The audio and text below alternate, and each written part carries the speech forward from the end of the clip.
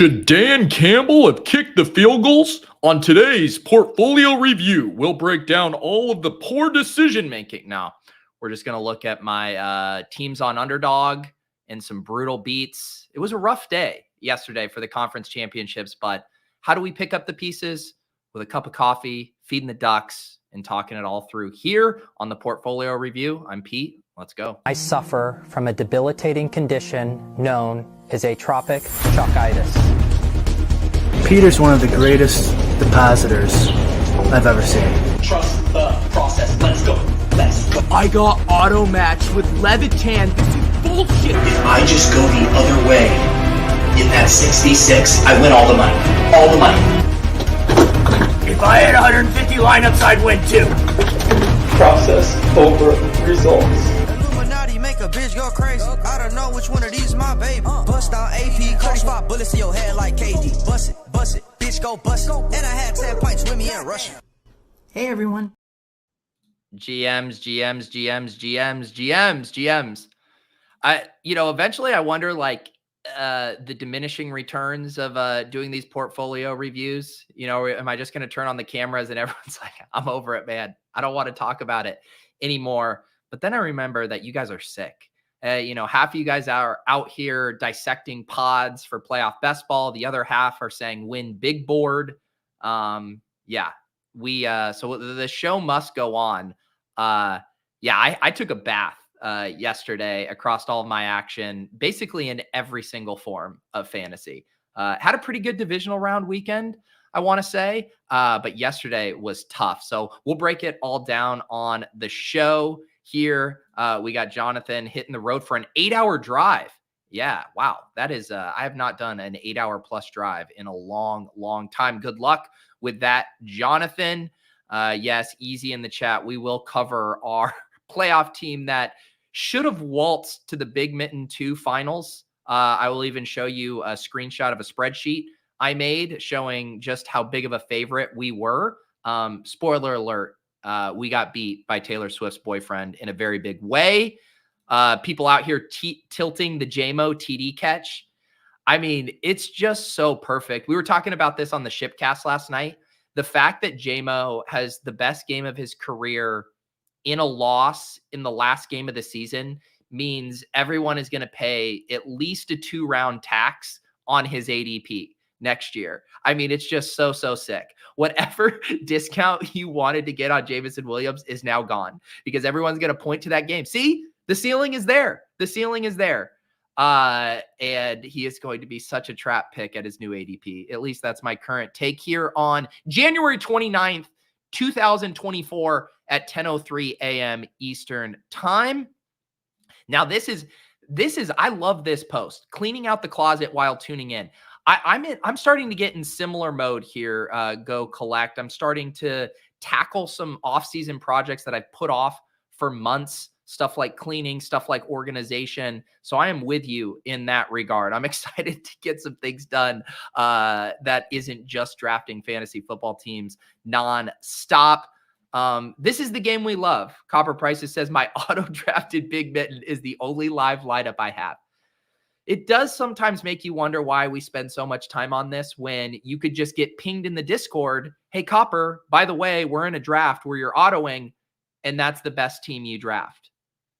Unreal. Absolutely unreal.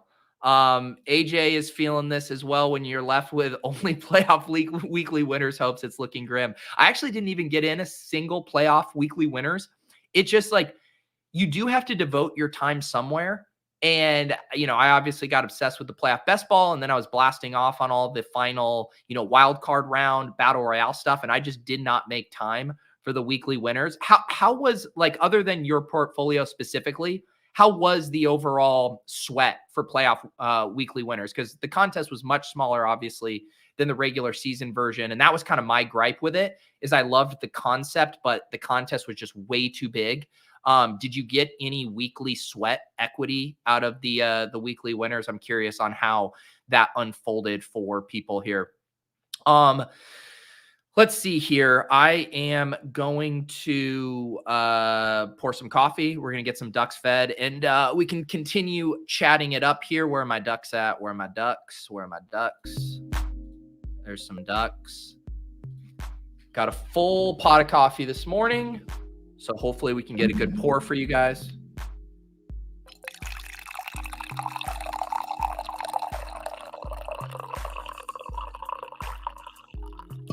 There you go. Nice hearty pour to start this Monday morning. JGFC, how did the book club go during NFFC week? Book club is going good. For those of you guys who aren't familiar, I've been writing about this in my newsletter, the PO Box. It's a free newsletter. Drop it in your inbox every Friday morning. I have the link down below.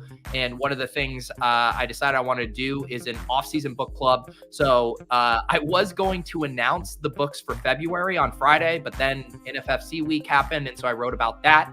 But yeah, currently finishing a book right now called Clear Thinking by Shane Parrish. And then I'm going to select 2 books for February. I'm going to pick one nonfiction and one fiction book because my goal is to finish with 15 read. Start to hit that goal in January, and then 2 every month up until the season kicks off in the beginning of September. If you guys want to play along, read along, you can follow that via the newsletter. I also created a channel in the Deposit Kingdom. If you scroll all the way down in the Discord to the off-topic section, there's a book club channel. We got some conversation going in there.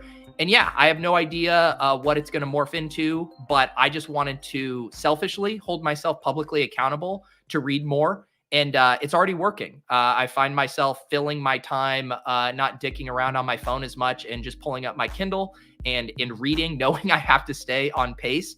And yeah, excited to kind of dive into some books. And there's nothing better than, it's same with like a TV show or anything where the second you get hooked on it, that's a great feeling. It's always the worst feeling when you're trying to get hooked and you're like, am I going to get there? Is this ever going to get me? But hopefully we can find some books to sink our teeth into and be excited to read here and keep us building some healthy habits this off season. Let's see here. Okay, feeling moosey, giving stamp of approval on my pour. Let's do it. Let's start out with just my most brutal beat with Easy in playoff best ball. I am going to pull up the team here. So for those of you, I showed this on the portfolio review last week. Let me get this up here. All right. So the Big Mitten, the Big Mitten 2 rather, it was a $500 draft, and Easy and I did a few of these.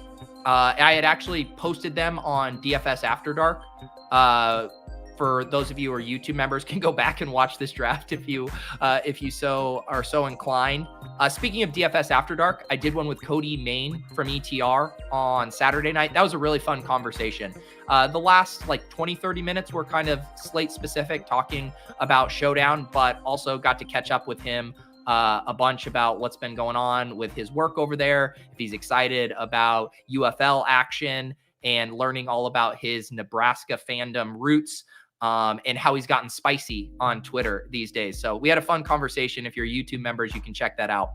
But anyway, so Easy and I are in the Big Mitten 2. It's a very small structure here, right? So the first round is 2 of 6. The divisional round is 1 of 4. And then this weekend in the conference championship, we were just in a pod with 3 other teams. And then there's a 6-seat final. So I'm going to show you our team here. Let me drop my video box down here. Actually, that's not going to work. Let's go back up here. So there were 3 teams here. We were going against one Jared Goff, kind of stacked Jared Goff, David Montgomery, and Amon-Ra St. Brown, and they also had Isaiah Likely. And I decided, I'll just pull in the ETR projections here just so I can kind of get a feel of how big of favorites we are. So this Manu team projected for 44.2. Then there was this team here, IUB, who only had 3 players. Patrick Mahomes, CMC, and Travis Kelce. And this was music to our ears because we also had Patrick Mahomes and Christian McCaffrey. The rest of our team was Gus Edwards, George Kittle, Rashee Rice, Odell Beckham. So essentially the only unique piece on IUB was Travis Kelce. And to let you guys know, like, the swing we're looking at, if you make it to the 6-person final, 6th place is $5,000. So that's your floor if you can advance to the finals there. And the place we're in right now is only paying out $1,200. So pretty big swing there. But Easy and I are looking at this and we're like, we're probably in pretty good shape. You know, if Jared Goff goes nuclear, maybe this could be an issue, but the projections had us at 76.3. And this isn't even including Odell's score, right? Because you can only score 5 players. He was the lowest projected in our lineup. So I dropped him out of there. We're projecting for 76.3. IUB, who can't even count Mahomes and CMC because we have him blocked, has a projection of 12.3, just Travis Kelce. And then Manu has 44.2 with his Lion stuff. So essentially what we have here is our George Kittle, Rashee Rice, Gus Edwards, and Odell Beckham versus Travis Kelce. You guys know how this ends, right? It ends with fucking Travis Kelce burial. Kelce ends up putting up 23.6 points. We head into the late games needing, what was it, Easy? Like 7 points from George Kittle, which, I mean, it wasn't impossible, obviously, but I think we were still probably a slight dog at that point once we head into the game and need George Kittle, just with how polarized his scoring generally is. He, of course, doesn't even end up cracking our lineup somehow, doesn't even beat out Odell Beckham with the points. So we end up losing this 65.94 to 58.74 and do not advance to the Big Mitten finals, which is especially cruel because this team would have been pretty fun in this pod, right? Because we would have had Mahomes, CMC, Kittle, and Rashee Rice. I think those 4 in a 6-person pod in this kind of contest where a lot of dead teams were advancing would have been pretty nice. I don't know if we would have been live for first, but certainly for second or third there, who knows, depending on what the quarterbacks were. But man, that was an absolute brutal beat. This actually makes me feel a little better. We had not done that math correctly because the scores hadn't updated on Underdog. But yeah, we needed 10 to replace the 3 from Odell. That makes me feel moderately better. Good morning, Angelina. Yes, Copper. We should have just auto-drafted it like you, and then we would be dancing here. Thank you, Tyler, for the super chat. Like and sub, or Mr. Pfizer going to jab you, Swifty. Yeah. You guys hear that Taylor has a concert in Tokyo the night before the Super Bowl? People were really worried. How's she going to be able to get to the Super Bowl? But don't worry, someone crunched the math. And with airplane technology in 2024, she will be able to get to Las Vegas in time to watch Travis win the Super Bowl and then get down on one knee and propose to her. It'll be lovely. So yeah, that was my only, and what's so cruel about this is like, that's the one team I was invested in for playoff best ball. I was like, that would be fun just to have a nice, clean, small final sweat for the Super Bowl. I'm like, that just sounds fun. You know, to be vaguely live for $20,000 watching the Super Bowl. I was like, that sounds fun. Nope, that gets ripped away. And what is my one team that advances? It's a headless quarterback team here. That wasn't even the right picks to get through. It was a Josh Allen, Christian McCaffrey, Jahmyr Gibbs, David Montgomery, Stephon Diggs, Sam Laporta, Gabe Davis, Jamison Williams, Jawan Jennings, Khalil Shakur. You know what, like, I wish there was a market where I could just sacrifice this team and say, you know what, Wilson, you should be able to advance. You had Brock Purdy, you have Brandon Ayuk, you have Travis Kelce, you have Rashee Rice. You should get to advance, Wilson. And then this team over in the Big Mitten should be able to do the same thing. IUB should be able to say, look, I advanced a trash team. You know, there's no way I'm winning with Mahomes, CMC, and Kelce. Actually, maybe there is, but whatever. He should be willing to be the bigger man and say, Pete and Easy, you get to advance. You had the better team. I'm willing to do that for this Gauntlet team. I'm willing to reach across the aisle to Wilson 1 and say, you know what? I should not have beat you with these players who I'm now going to advance to the Super Bowl with Christian McCaffrey and Jawan Jennings. Those are my 2 horses in the Gauntlet. I mean, absolutely brutal. What was my other one? Gauntlet 2. Yeah, I finished in 5th place, another dead team there. But luckily, I am not as big of a masochist to go through and look at which teams would have been fun had they advanced from the divisional round. I'm just not doing that. I just have too much self-respect for my own mental health to go back and look at that kind of stuff.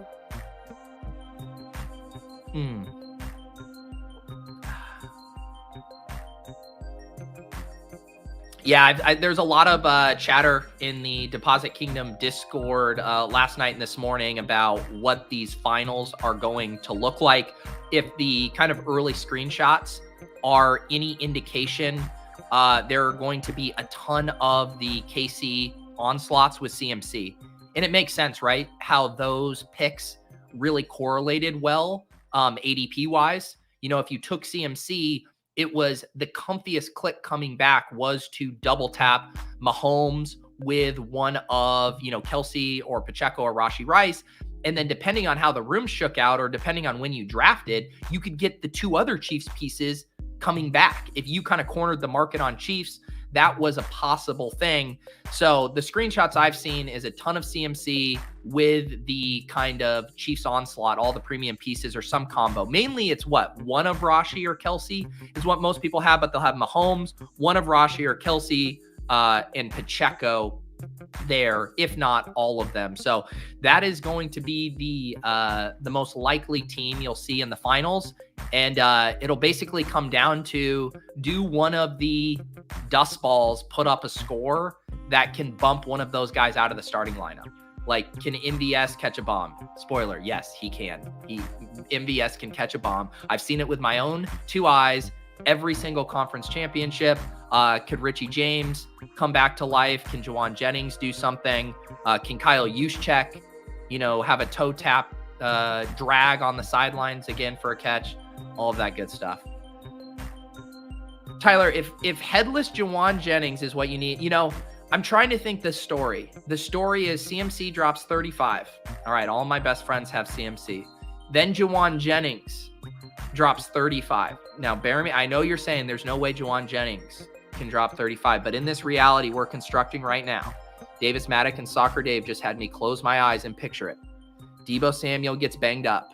Juwan Jennings takes an end around, 69 yards to the house.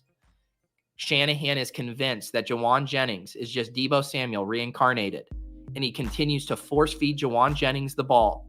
He gives him 36 more touches in a Super Bowl victory over the Kansas City Chiefs, and I still finish in 132nd place in the Gauntlet for a min cash.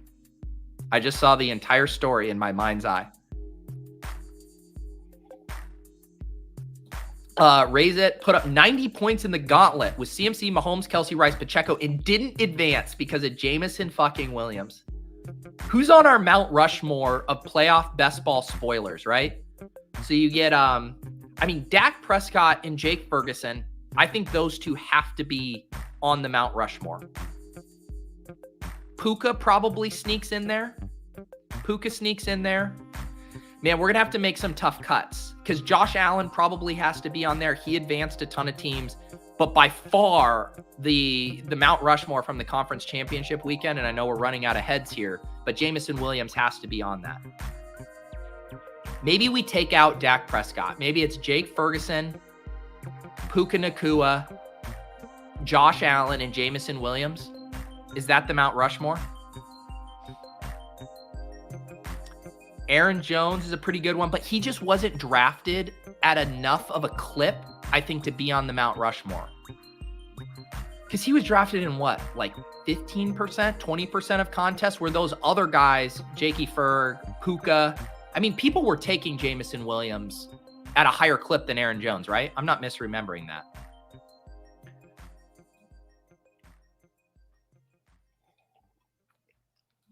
Mike Evans is a good one. Look, guys, we're going to need a bigger Mount Rushmore. If we're power ranking them, though, I think my 4 are pretty good. Run Good Rick, can't believe the 49ers pulled out back-to-back come from behind wins. Run Good Purdy. I mean, when you saw that Ayuk catch, I mean, holy shit. You knew Brock Purdy was just running pure as hell, brother. You knew Brock Purdy was going to have a total shipper the second that ball bounced off of the defender's face.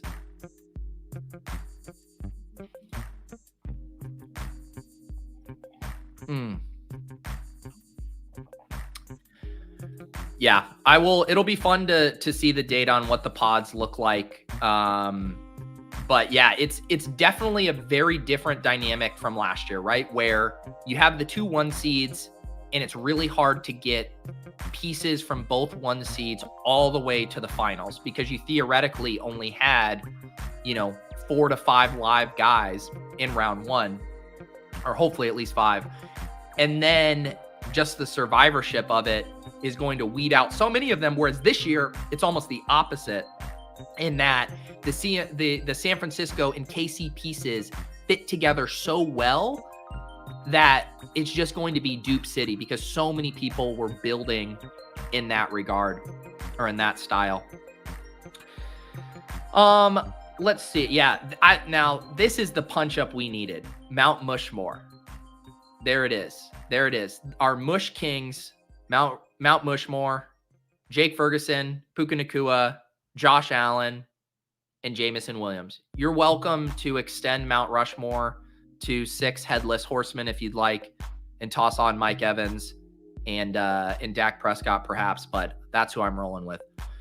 All right, let's see. I did not play as much volume in I played similar amount of money that I normally get down, but not near as many drafts. I was enjoying all of the offerings in the lobby, but was just also liked not having to spend as much time doing a bunch of $5 drafts. To be completely honest, I just don't love the short slates as much. I'm just not like a primetime Palooza guy. I like the bigger slates. I like having lots of options.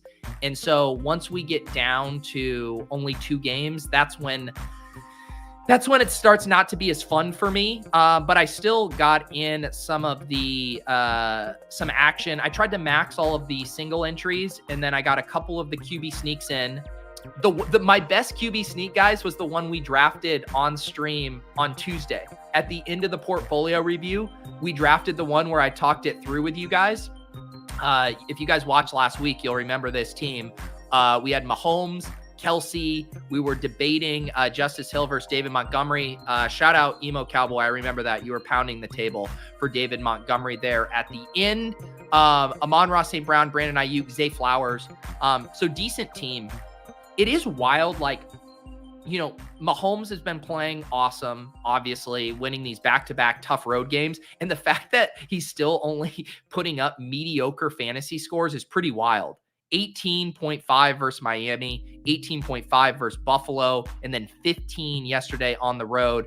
Obviously, it was all concentrated on Travis Kelce, who goes for 23.6. So yeah, I ended up finishing in 12th place in this one for 350, a little 1.4x or whatever min cash. But yeah, I took a bath yesterday. I had about $1,000 in play. I think what really sunk me was the bomb. I maxed that out. So the $100 6K to first, 5 entries. And I did not have, I believe I didn't have any Kelsey. So that was going to be curtains for me in this contest. I had some Jared Goff stuff on slotted, Goff, Amon-Ra, Laporta. That was kind of an angle I liked a lot. Had Brock Purdy stuff in here. There's 2 Brock Purdys, 3 Brock Purdys, and a Lamar. So had every single quarterback and basically tight end combo paired, except the one you needed. So GG to me on bricking out into bomb. That's $500 down the drain. And yeah, no other really notable scores to highlight here. 43rd place in one of these, had a Brock. How did this one do it without Kelsey? Brock, CMC, Gibbs, Ayuk, Zay Flowers, Mark Andrews. Man, Mark Andrews, what a rug. Lamar Jackson, Kelsey, Laporta. This was one I auto-drafted. So this is the Copper Prices. My second best team that I drafted was an auto-draft. I remember I registered for this one and then looked up. And I was like, shit, Travis Kelsey and Sam Laporta, double tight end, shakes fist. And then it ends up being one of my best teams there. So that's how she goes. I will miss these contests in general. I had a ton of fun this year, kind of devoting more time, energy, thoughts to trying to think intentionally about the angles I wanted to pursue in each weekly Battle Royale contest. Had a lot of fun writing up the hidden gems pieces for Fantasy Life, doing the off and on the clock show with the Badge Bros every week, talking through strategy. I was legitimately jealous last year because I was still doing my DraftKings stuff and the Badge Bros were going all in on Underdog. And I'm like, this looks funner. It looks like there's a better chance of being able to win and be profitable in these contests. Why am I continuing to get, my teeth kicked in on DraftKings? And so that was a conscious effort this year to spend more time and resources in the Battle Royale streets. Ended up having a profitable year, in large part due to those 2 top finishes in the Battle Royale that 1 week there where I just narrowly missed first place. But yeah, I'm excited to get in the lab too this off season, and we'll hopefully have a lot more kind of the data whizzes starting to break down the Battle Royale stuff, because we really haven't had a lot of people sinking their teeth into kind of like macro statistical evidence-based stuff of how to attack Battle Royale, right? We have all of the things that we know seem to work anecdotally, the scroll the F down, getting unique, finding the pieces who aren't drafted in every contest. We have some loose guidelines, but I think there's probably still some more interesting findings. We've mentioned on off and on the clock, like I'm really fascinated to look at some of the stacking data too. My hunch, of course, is that we're all overstacking, myself included, in that in the bigger slates, especially, a lot of the one-off plays are probably more optimal long-term. So yeah, all of that stuff I'm hoping that you data whizzes get your hands on. I'd love to make some videos about Battle Royale strategy and really get geared up for next year. And if, the contests are any indication, we should get even bigger and better action going forward. I mean, it would be really fun if we could get $100,000 top prize Battle Royale. If we could that would be what, like a 3x on like the first place prize pool. We'd basically need to 3x the prize pool. I think we can get there. And that would really start to make these streets really fun. Because I think a lot of people kind of shrug it off sometimes. $20,000 top prize, 30,000. Obviously for all of us, that's very fun to chase. But if you're thinking about bringing new people into the ecosystem who might otherwise spend $20 on a Millie Maker lineup, you start to get $100,000 top prize in those weekly Battle Royale streets. That could get pretty fun and get the action rolling.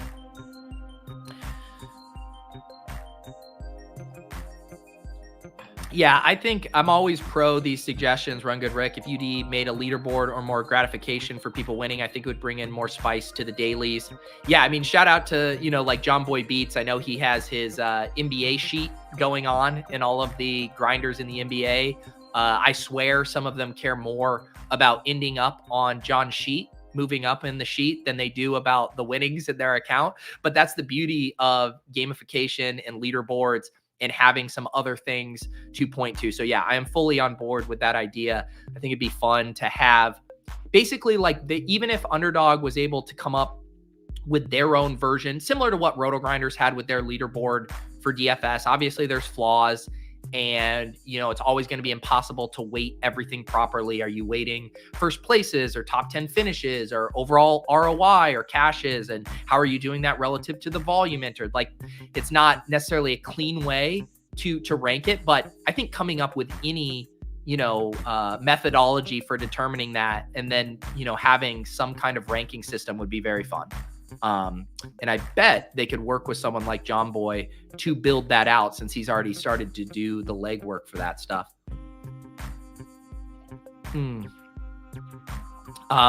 Let's see here. Yeah, I don't think there's anything else really interesting for me to discuss from my conference championship stuff. It's just like a good reminder. I always have these reminders, and we're all guilty of this, of kind of falling in love with the narratives. Travis Kelce's washed, or Jared Goff can't play on the road. And then you watch Travis Kelce just make some insane catches, go nuclear. You watch, Jared Goff I mean, Jared Goff looked really good yesterday. Like, I mean, you got to give credit where credit's due. He was dealing, man. And there was like one throw, that deep throw down it was Laporta, kind of like on a deep slant, and he barely overthrew him. I think Laporta might have been able to house it. That was like one, I was like, just a touch too hot. But for the most part, I mean, Jared Goff played really well. And we can litigate it and say, oh, the Niners defense is really falling off, yada, yada.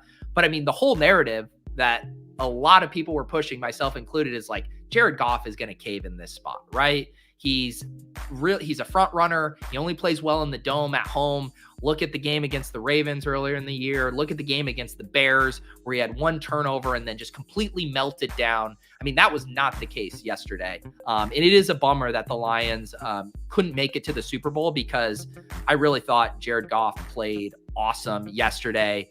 And some of those drops from Reynolds, obviously the botched handoff to Jahmyr Gibbs with the fumble, those were, to me, what really ruined their chances. And it wasn't Jared Goff. It wasn't Dan Campbell's aggressiveness, which I firmly am on board with.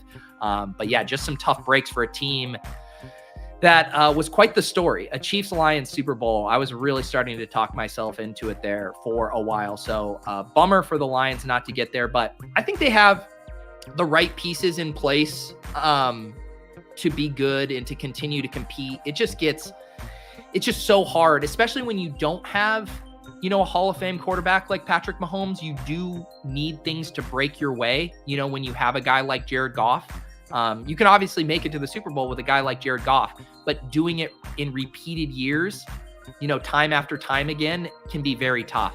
And I saw Dan Campbell had a quote to that extent as well, where he was like, next year it's going to be twice as hard for us to get back to this spot, which certainly feels true. And you're going to have a bunch of other teams get healthier, get better. This felt like a prime opportunity for Lions to crash the Super Bowl, and they couldn't do it. All right. The other thing we can look at was my Pick 'em action. I took a bath in Pick 'ems. I feel like normally across, I ended up building, some of my own. We built some on Off and On the Clock. We had some on the Shipcast last night. I do some with my buddies, my college buddies who always are interested in a slip. And we just could not hit anything yesterday. This was the one that I was starting to get excited about. We built this total spice bomb on Off and On the Clock. Justice Hill higher than 2.5 receptions. He gets to 4. Jahmyr Gibbs rushing TD. He gets that. Jared Goff higher than 260 passing yards. He gets to 273. And then there were 2 other pieces. We had the CMC receiving TD spice, and then we had the Sam Laporta in here. And I'm thinking about CMC having 2 rushing touchdowns, not to mention getting cucked by Eli Mitchell on a third.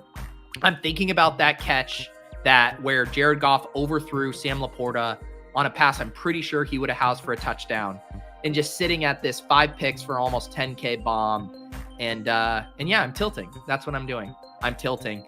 And then just a ton of the 2-leg ones not getting there. I guess this was a halftime one from the Shipcast where they were, if you guys missed the Shipcast, they gave us a halftime 2.25x on Amon Ross Spice, which felt like a really nice multiplier relative to how that game was still going to play out with the Lions needing to be aggressive. So we took that. That one didn't get there.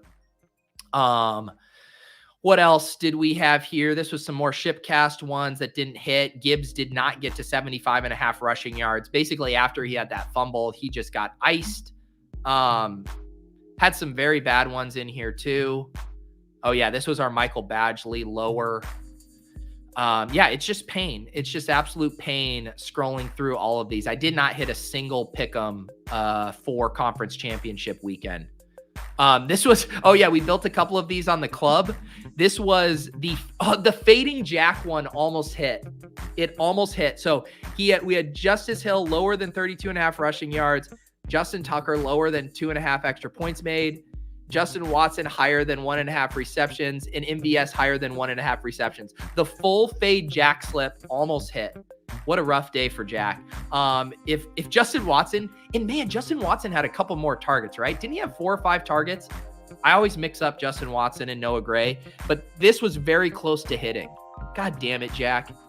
your Ravens went down and you couldn't mush this 4 picks for 850, this would have almost covered all my pick 'em losses. Damn. But yeah, I had some bad ones in here. Then, I got the Galaxy Brain idea of, you know what, Pete, you're always just smashing the hires. Why don't you build a couple entries where you fade the Chiefs here? Go lower 63.5 receiving yards for Kelsey, lower on Rashee Rice, lower on Mahomes fantasy points. It's funny that the Rice and Mahomes lowers actually hit. Travis Kelsey, though, nukes it, 96 receiving yards. And then I had tossed in the Ravens running backs here, neither of which hit theirs.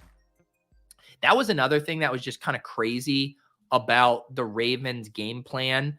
Gus Edwards and Justice Hill combined for 6 total carries. And I know it was kind of a tough spot because they got down and they felt that they need to pass. But you know that it's so much harder to throw on the Chiefs than it is to run the ball. And they just completely abandoned it. And, Lamar Jackson was having to make really tough plays. He was having to scramble. He was having to create stuff. He was having to, find guys deep down the field. They were just not giving him anything easy. Finally, like in, what was it, in the third or fourth quarter when Justice Hill had a couple of those catches, and it's like, yeah, you're finally taking some of these gimmies. Just a quick catch, let Justice Hill get a little after the catch. Gus Edwards had a little yards after the catch. It was like, simplify this offense right now and stop making Lamar Jackson, pull off these heroics on every single snap.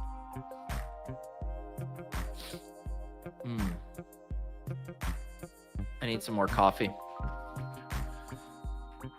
I did see that they already, I think they already have pick 'em stuff up for the Super Bowl. I saw some people posting some stuff.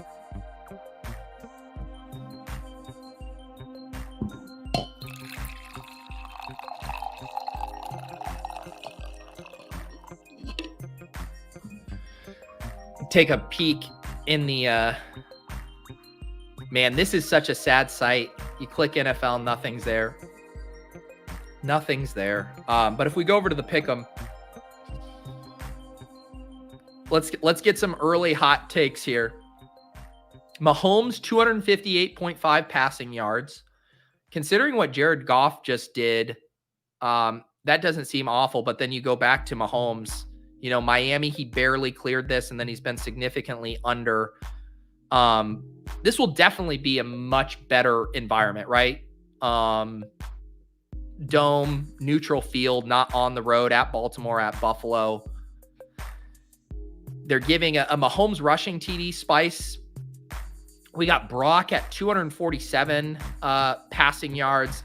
I mean, you got to think this game plan is going to be almost similar to what happened yesterday, right? Where it was like Brock looked awful in the first half, and Shanahan said, we're going to throw the ball to Debo at the line of scrimmage and let him create after the catch, and we're going to let Christian McCaffrey run the ball.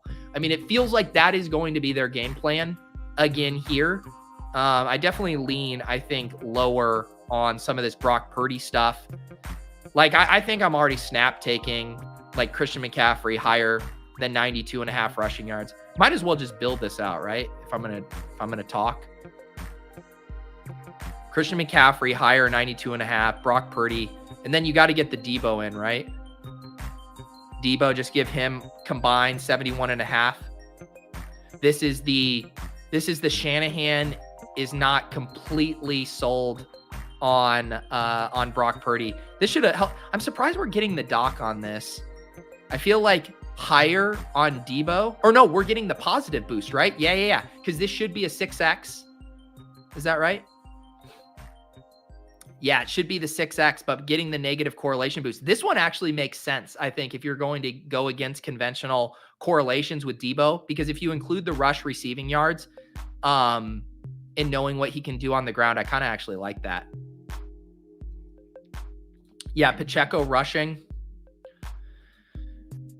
Where's Pacheco? Yeah, Pacheco's at 68.5. I mean, he's been a monster. And this was coming into the game a little banged up, right?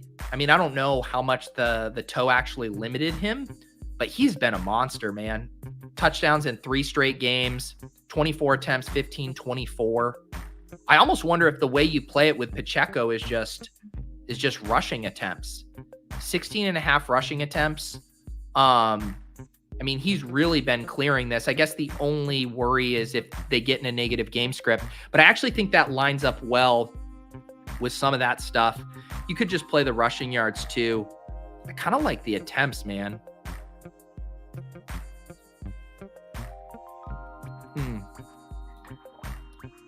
What other fun stuff do we have in here? I bet the Kelsey number is just outrageously large in a way that would make me uncomfortable. 70.5 receiving yards. Rashee Rice at 65.5 receiving yards. Man, Brandon Ayuk has been such a rug. I mean, if you take away, I know he had the touchdown, but if you take away that bobbled helmet catch, I mean, he has been bad. Decent amount of target. And it's not been all his fault. I mean, Brock is sailing passes over his head.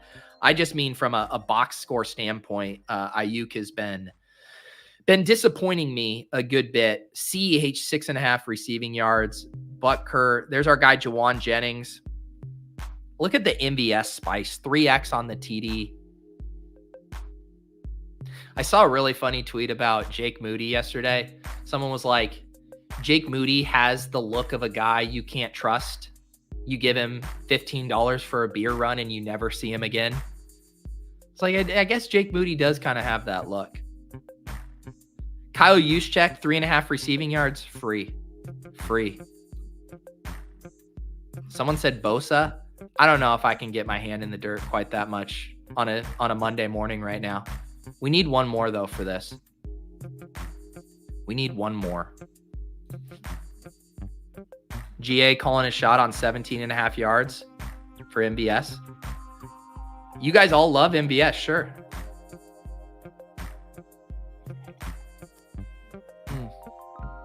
All right, I'll do it for you guys. Little 25.4xer here. Let's get the Super Bowl action rolling. The first of what I imagine will be many Pick Ems over the next 2 weeks. Here you go. If you want to tail the portfolio review. I know how this goes. It'll be one of those things. We'll be doing a portfolio review after the Super Bowl, and all of my other Pick Ems will brick, and then we'll be like, oh yeah, remember that one we built 2 weeks ago on the portfolio review? That was the only one that hit. You guys are sick. Do they have a Kyle Juszczyk TD? This is why the house always wins, because we're out here wanting to bet Kyle Juszczyk spice TDs. Oh man. What's Mahomes' rush yards? He is at, I don't know why I pulled this off the screen. Mahomes rush yards, 26.5. 26.5. He's been under that the past 2 games. And yeah, someone mentioned Brock Purdy rush yards. He's at 11.5. That actually looks pretty good to me too. And maybe it's just recency bias because he looked pretty good running yesterday, but 48 yards rushing. Even the week before that against Green Bay had 14. I kind of like that. 11.5 rush yards. We saw what? Mahomes was scrambling a decent amount versus Baltimore. I guess not that much, 15 yards. Or sorry, I was thinking Lamar. Lamar was scrambling a lot versus the Chiefs defense. So yeah, I kind of like that corollary there with Brock Purdy and his uptick in rushing yards. That one seems pretty nice. Am I going to bet any straight sportsbook lines for the Super Bowl? Lines moving toward Chiefs after open last night. Yeah, I feel like my guess on stream on the Shipcast was pretty spot on. I think I said Chiefs -1.5, -1.5. Or sorry, I said Niners -1.5, total at 48. And I think it opened up at 2.5, and now is it back down to -1? I think I saw. Yeah, I'll probably end up making a bet on something. I don't know if I have a strong read on it now. I think my gut is to be on the Niners, and maybe the play is if you want Niners, you sit on it and just let all of the Chiefs public money keep coming in. Like, would it be shocking if you could get a plus Niners money line by Super Bowl close?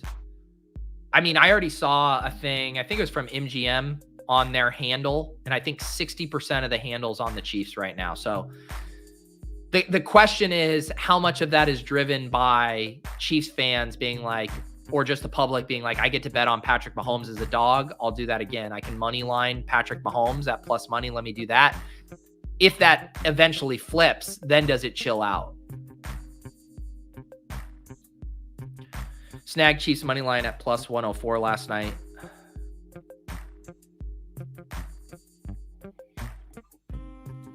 I think it'll probably all stay within what? Like the range, the band would probably be like Niners minus 2.5 to Chiefs minus 1. Like, can it get outside of that band? Probably not. Yeah, so I'll be going out to Arizona with Underdog. I think they're going to have a presence at the Super Bowl in Vegas, but because they have such a big crew, they ended up just booking the same like house compound, I guess I should call it, that we had last year when the Super Bowl was in Arizona. And since whenever I go, like I've done the Super Bowl with them the past few years, we did LA the year before, but we don't actually go to the Super Bowl. It's just a content house. We do streams, shoot stuff like that. So it doesn't really matter, I guess, for our purposes where the Super Bowl is. So yeah, they just decided to run it back. But yeah, it should be fun. I think Thursday night we're going to the Suns game. Friday, I think we'll head to the Waste Management. Got to check that out last year. That was fun. So yeah, I'll definitely be sharing some stuff on Twitter. Maybe I'll do a little vlog style thing again. But yeah, it should be fun. And a little birdie told me we might be doing a kickoff draft during that time. Last year we did one. I think it ended up being the Friday of Super Bowl week. So again, I have no inside information other than knowing we will be doing some kind of 2024 kickoff draft when I'm there, which to me should indicate that the big board will be closely following that. So I'll be completely honest. I need a little bit of a break. I'm going to say to you guys, Godspeed. The second the big board's open, feel free to pile in, feel free to get going. I'm going to need just like a little bit of time to decompress, and then I'll be able to jump back in with you guys. We'll get the best ball breakfast is rolling again, all of that good stuff. I am genuinely excited for another off season of drafting, but I do, as cliche as it sounds, I do need to recharge the batteries. I also want to take some time to think about just how I want to do my content this year from a best ball standpoint. Obviously last year streaming all the drafts, I have some ideas. So I just want to be thoughtful about it. Need to chill out for a little bit, get some clarity, and then we will be back in those streets and rolling like we never left. But yeah, if you don't see me for a week or two after the Super Bowl, it's going to be for that reason. I believe even over at Fantasy Life, we're going to take a couple weeks off. So probably just going to use that time to recharge a bit, and then we'll get back out there. I mean, I did a mock draft for Fantasy Life a couple weeks ago. We were talking about ADPs last night on Ship Chasing, and it's like, we're going to be back in the thick of it in no time. It's insane. It truly is no rest for the weary with how much, not only best ball, obviously the NFL in general is such a year-round sport, but now best ball, we go from like playoff best ball contests ending. There's literal overlap with 2024 contests, new contests, and playoff best ball ending. Like if you want to be drafting NFL teams, you can basically do it at all times. It's insane.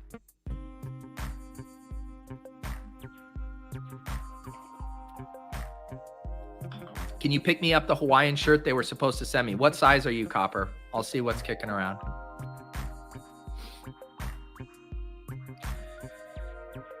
A best ball breakfast. Yeah, the problem is the best ball breakfast is tough on Arizona time. Because you guys, we'll be 3 hours behind me.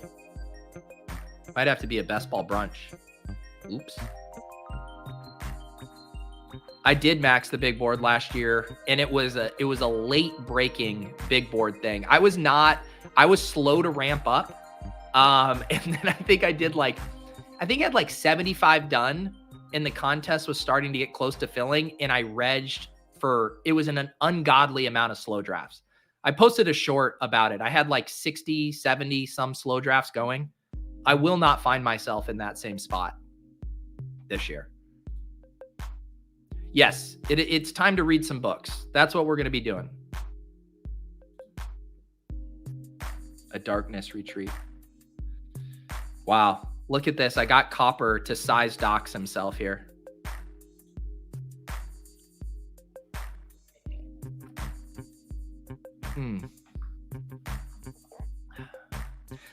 I love how, when did this turn into you guys just all asking me to get you some free merch? I will say I have been slowly accumulating, some stuff when I go to Underdog events. I think I have an extra bucket hat somewhere. Let me see if I have one over here.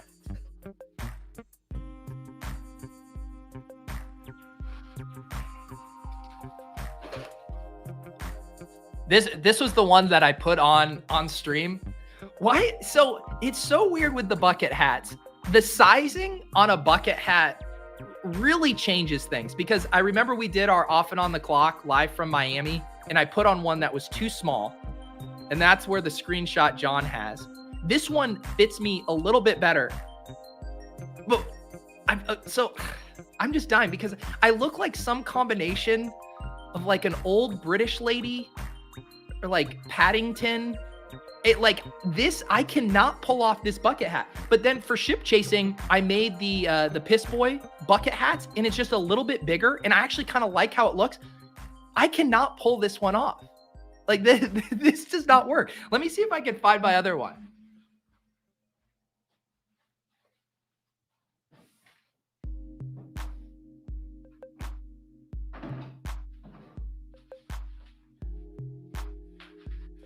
See, okay, so this is the Underdog one. This is the one that I have in my store for the I love wide receivers.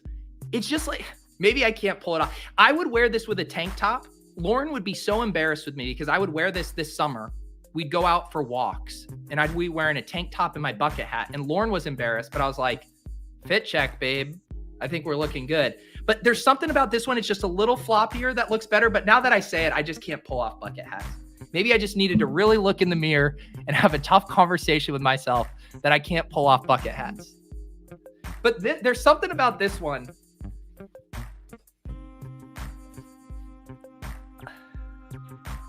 I look like I'm like either a British lady or that I'm in some kind of film noir, and I'm some like 1940s detective that should be wearing a pea coat.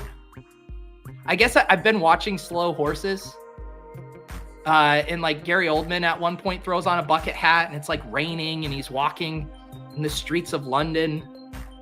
I feel like I should be cracking open a case right now. So needless to say, I can do some merch giveaways. We need to find another stretch goal. What's the channel's at, like 16.6 subs now? Because we had our goal to get to 15K. The road to 15K, we got there. Yeah, we're at 16.6, 16,628. I don't know what we could do to get to 20K other than start posting top 5 trade targets, top 5 players you must add. How do we get to 20K, guys? You tell me. How do we get to 20K around here? I'm sick of trying to think about it. How do we get to 20K?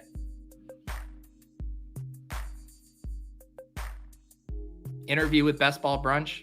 Is that how we get to 20K?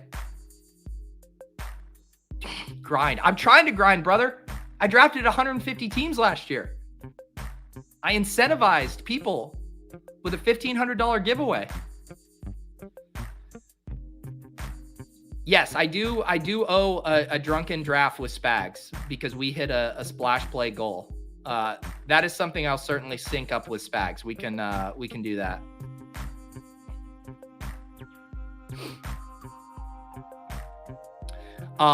Okay. I have to go do SiriusXM. Got to go fire off some Dan Campbell is still our king hot takes. But appreciate you guys hanging out. Like I said, going to have a pretty sporadic content schedule for the next few weeks here as we power down. Don't think I can do the club tomorrow. I believe we're still going to have Swolecast. We'll still have Lols. I got to touch base with the Badge Bros and see if we're going to do anything on Friday. I will be around, but things are powering down a little bit here. And then we'll have Super Bowl week. I'll be off to Arizona. So I'll try to get some content from Arizona for you guys. But other than that, I hope you have a good rest of your week. We will see you around. If for some reason you are new and you want to help us on the road to 20K, hit that subscribe button. I love you guys all. I'm going to figure out what I need to do to be able to pull off a bucket hat. That's my off-season goal. All right. See you guys.